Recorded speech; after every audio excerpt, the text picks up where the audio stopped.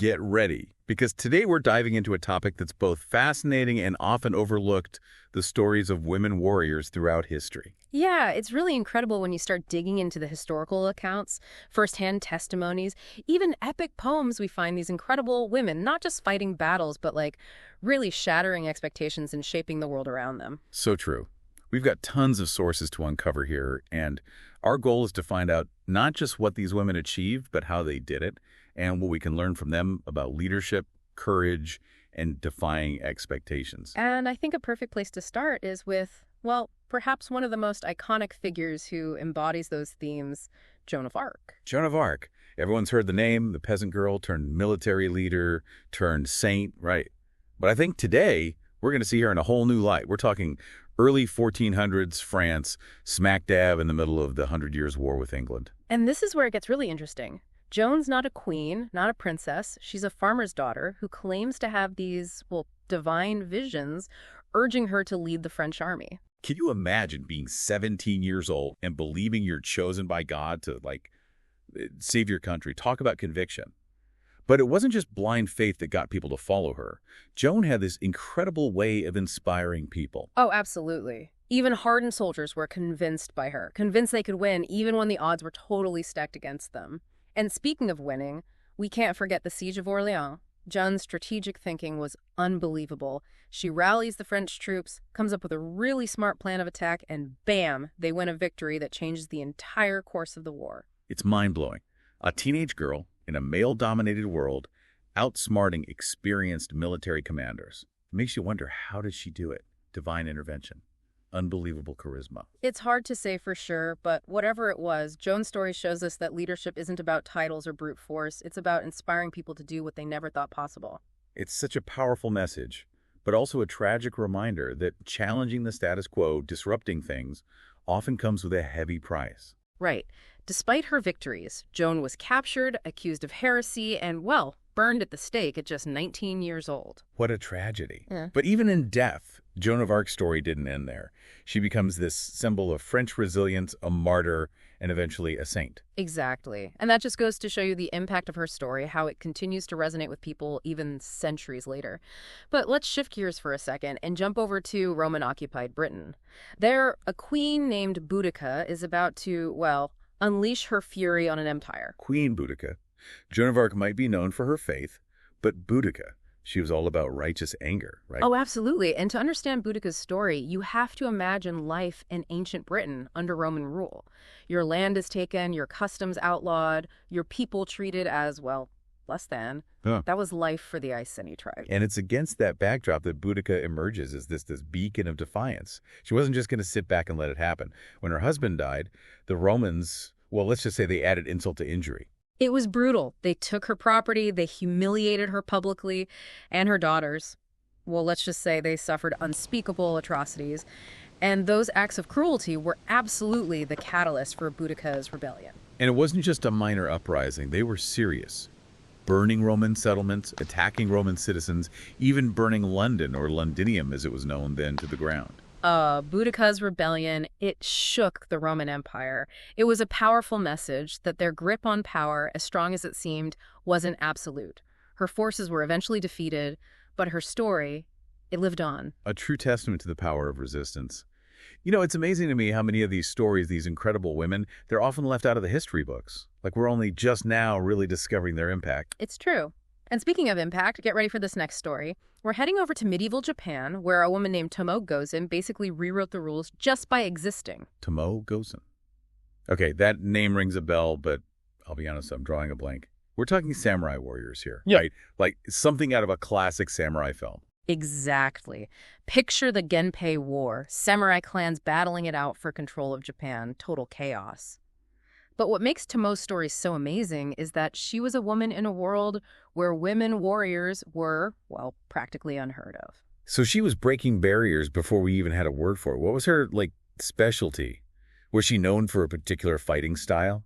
She was known for her skill in all aspects of warfare. Tomoe was a phenomenal horsewoman, an expert with a sword, and, get this, a deadly accurate archer. An archer? Like, what kind of archery feats are we talking about here? Legend has it that she could hit a target from horseback in the middle of a battle with incredible precision. One story even says she took down another samurai with a single arrow right through the helmet. Okay, that's impressive. She wasn't messing around. Yeah. But how did she rise to such a prominent position in such a rigid, structured society? It's a really good question, and I think it speaks to the complexities of the samurai code, you know? Loyalty and skill were valued above everything else, so even though there are definitely limitations for women, true strength, well, that could transcend gender. So by fully embracing that samurai code, she kind of like rose above the limitations. Exactly. And her story, it resonated with people. It shows that even in a society like medieval Japan, with all its rules and traditions, individuals could still challenge expectations and make their mark. It's a great reminder that history is full of surprises, isn't it? People finding ways to break the mold. For sure. And speaking of breaking the mold, let's shift gears again. We're moving from the battlefield of Japan to, well, the fight against colonialism. We're going to meet two women from totally different parts of the world, but who shared a common enemy in this unyielding spirit.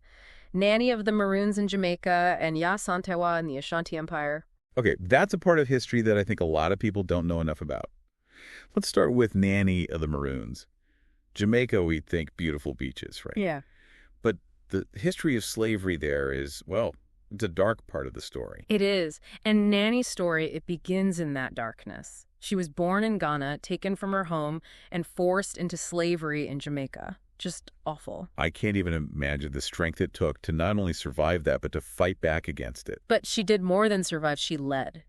Nanny escaped slavery and found refuge with other escaped slaves in these communities called Maroon communities. Have you heard of them? Vaguely. It's like they were their own little societies, right? Independent from the British. You got it. They created their own communities, their own laws, their own culture, all right there in the middle of a British colony. That's incredible. I bet the British were not happy about that. You're telling me. They were a constant thorn in their side. And Nanny, she became a symbol of that resistance, not just a leader, but a military strategist, a spiritual guide. So she was fighting for more than just survival. She was fighting for a whole way of life. Exactly, and she was good at it.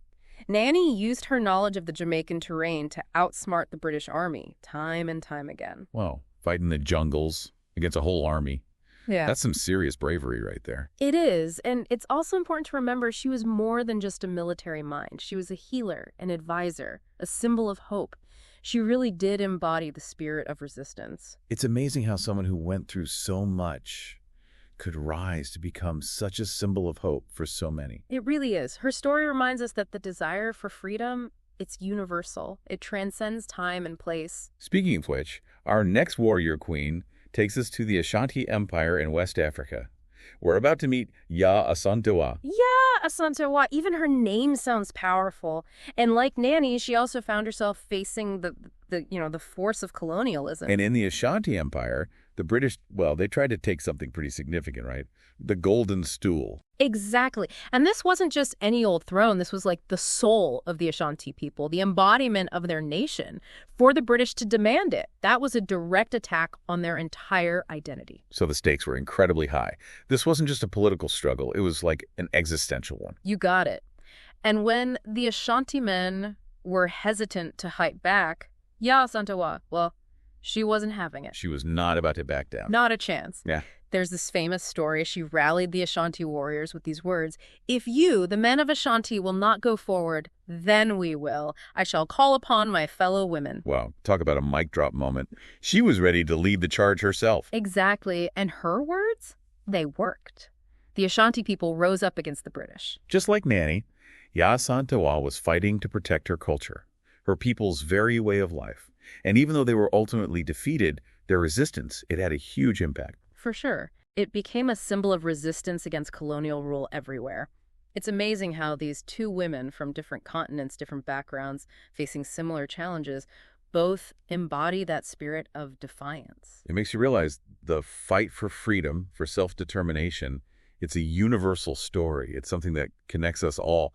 You know, it's incredible to see how much history is packed with these untold stories, especially when it comes to women who defied the odds. Absolutely. And today's final deep dive is no exception. We're about to meet a woman who commanded respect on the high seas, challenging what it meant to be a woman in a time when, well, let's just say expectations were a bit different. Get ready to set sail with Lascarina Bugulina, the admiral who took on an empire. Laskarina Bouboulina. Even her name sounds impressive. I can already picture it. Cannons firing, strategic brilliance, maybe even a dramatic hat. But before we get ahead of ourselves, paint us a picture of who she was and the world she lived in. Picture this. Early 19th century, Greece, a land steeped in ancient history, finds itself under the rule of the Ottoman Empire. Centuries of yearning for freedom, you know. And into this tumultuous time comes Laskarina Bouboulina. Not exactly the easiest time to make waves, right? Oh, Especially as a woman. you got it. But Laskarina was far from ordinary. She was born into wealth, could have easily lived a life of comfort, but that wasn't her style. She was widowed twice, and you might think that would make her retreat from the world. It's easy to imagine wanting to avoid hardship after going through something like that. But something tells me she wasn't one to back down. You're exactly right. Instead of retreating, Laskarina took charge. She inherited her husband's businesses, managed her family's estates, and she was good at it. A shrewd businesswoman in a world dominated by men. So we're already seeing this independent spirit, right? She's not afraid to take control. Not one bit. And when the Greek War for Independence breaks out in 1821, Laskarina, she doesn't hesitate. Remember, this is a woman who understands the sea, who's been around ships her whole life. So what does? She uses her wealth not to escape the fighting, but to build a weapon. Wait, hold on. She used her own money to build a warship? Not just one, a whole fleet of them. Laskarina created her own navy, outfitted them with cannons and supplies, hired skilled crews, all paid for out of her own pocket. Talk about putting your money where your mouth is. But she didn't just build the ships and then, sit back and relax? Oh, absolutely not. Laskarina was out there on the front lines, commanding her ships in battle against the Ottoman Navy. Can you imagine? A woman leading the charge for her nation's freedom. Okay, now this sounds like a movie I need to see. What were some of her most impressive accomplishments during the war? So many. She was key in a number of important victories. For example, the naval blockade of Nafplion. It was a critical port city. Laskarina's tactical mind, her ability to command, she earned the respect of some very experienced naval commanders. And trust me, not all of them were happy to be taking orders from a woman. It's one thing to prove yourself capable, but to excel in such a male-dominated field, it makes you wonder, did people try to undermine her? Did she face pushback? Of course. But Laskarina wasn't easily intimidated. She dealt with mutiny, challenged anyone who questioned her, and ultimately her actions spoke for themselves. What a force of nature. But like some of the other women we've talked about, I'm guessing there isn't a completely happy ending here. Sadly, no. Like Joan of Arc, Laskarina's life was cut short. And not by enemies, but by the very instability she fought to overcome. Greece, newly independent, it was a turbulent time. And Laskarina, she was assassinated in 1825. That's tragic. A reminder that fighting for freedom, it's a long and difficult road. It is. But even though Laskarina's life was cut short, her impact, her story, it didn't end there. She became a national hero in Greece, a symbol of their fight for independence. Laskarina, Joan of Arc, Queen Boudica, Tomoe Gozen, Nanny the Maroons, Yaa Asantewaa. It's amazing to see how these stories, these incredible women, they paint a picture of strength, of resilience. They really deserve to be remembered and celebrated. Absolutely. If we can learn one thing from these women, it's that courage has no gender, no social status. It's a choice. It's deciding to stand up for what you believe in, no matter the odds. And that willingness to challenge the status quo, it's incredibly powerful. It can spark movements, change the course of history, and inspire people for generations to come. It makes you think, whose story is waiting to be uncovered next? What act of courage will spark the next chapter for a better world? It's a question worth asking ourselves. As we continue to uncover these hidden stories, we open ourselves up to new possibilities, new ways of understanding our world and our place in it. And that's a wrap on our deep dive into the incredible and often untold stories of women warriors throughout history. We hope you've been as inspired by these women as we have.